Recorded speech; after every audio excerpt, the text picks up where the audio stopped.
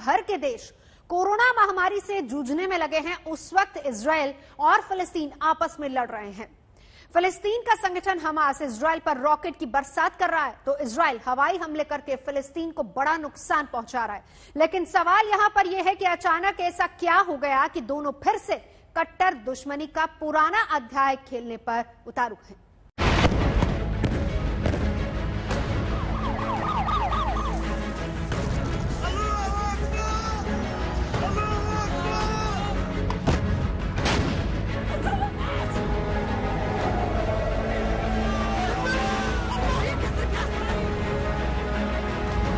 तारीख 12 मई 2021, जगह गाजा।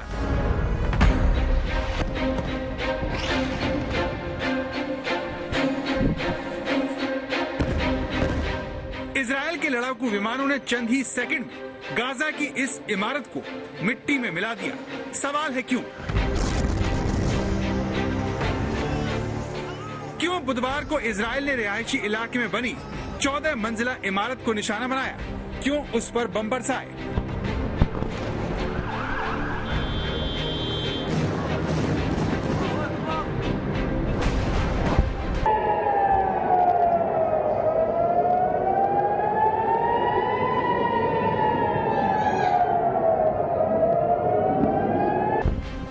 ये देखिए पहले कैसे बारी बारी से इमारत पर बम बरसाए गए और कैसे किश्तों में ये इमारत ध्वस्त हो गई।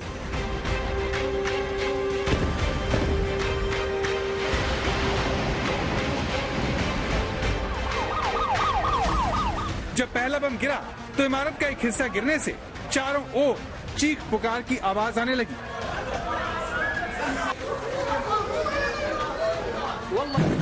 चौदह सेकंड बाद दूसरा बम गिरा और बिल्डिंग का एक और हिस्सा जमींदोज हो जाता है।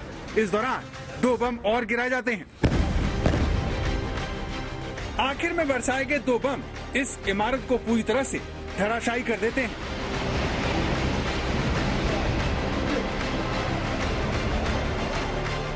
इजराइल ने जिस इमारत को ध्वस्त किया उसमें दुकान, ऑफिस और घर थे जो चारों तरफ से घनी आबादी से घिरा हुआ था।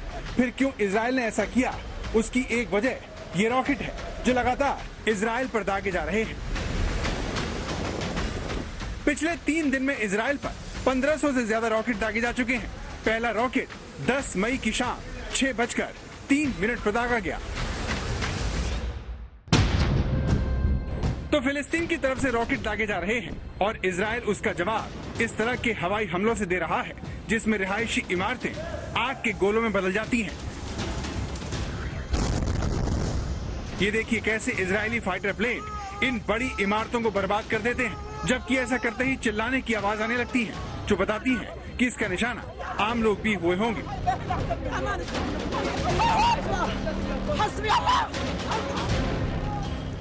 इजराइल और फिलिस्तीन का झगड़ा पुराना है, लेकिन अब जिस तरह से दोनों देश आपस में लड़ रहे हैं उसने सारी दुनिया का ध्यान न सिर्फ खींचा है बल्कि बड़े देशों को परेशान भी कर दिया है, क्योंकि नफरत के संक्रमण ने इजरायली और अरब मूल के लोगों को जकड़ लिया है और वो एक दूसरे के खून के प्यासे हो गए हैं।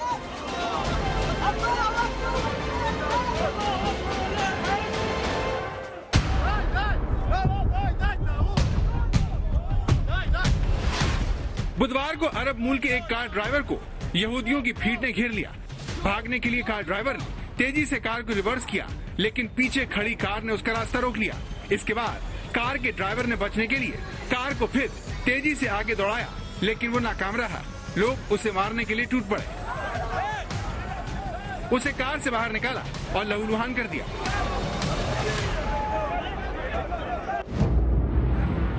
तनाव की शुरुआत की एक बड़ी वजह फिलिस्तीनियों को उनके घर शेख जर्राह से हटाने की धमकी है। ये पुराने शहर की दीवारों के बाहर की जगह है जहाँ फिलिस्तीनी रहते हैं। इसकी जमीन और प्रॉपर्टी पर यहूदियों ने इजराइल की अदालतों में दावा कर रखा है। पिछले कुछ हफ्तों में इस इलाके में इजराइल ने पुलिस के हथियारबंद जवानों की संख्या बढ़ा दी है। फिलिस्तीनियों का दावा है कि इजरायली सरकार यरूशलेम में यहूदियों की संख्या बढ़ाने की कोशिश कर रही है और इस मुद्दे को लेकर यहाँ तनाव है। इसके विरोध में यरूशलेम की अल अक्सा मस्जिद में रमजान के आखिरी जुमे पर हिंसक प्रदर्शन हुए।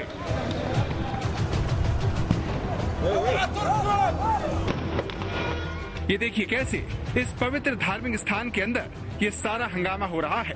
इजरायली पुलिस और फिलिस्तीनियों में झड़प हो रही है।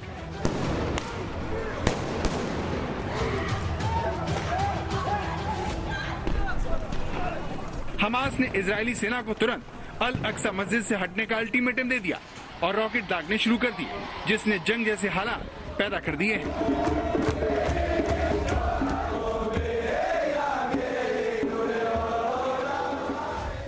इजरायल पर रॉकेटों से हमला करने के पीछे फिलिस्तीन का सबसे ताकतवर संगठन हमास है, जिसका गाजा पट्टी पर कब्जा है। यही इजरायल पर रॉकेट से हमले कर रहा है। लेकिन गाजा पर एक के बाद एक हवाई हमले करके इजरायल ने दिखा दिया कि वो क्या कर सकता है।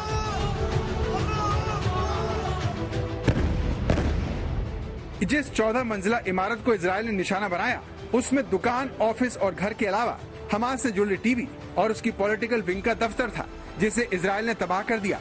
ऐसा करने से पहले इजरायल ने बाकायदा चेतावनी दी, लेकिन जिस जगह पर दिन के वक्त 1,500-2 हजार लोग हर वक्त मौजूद रहते हों, वहाँ हमले के वक्त कितने लोग मौजूद थे, इस पर हमास ने भी चुप्पी साधी हुई है।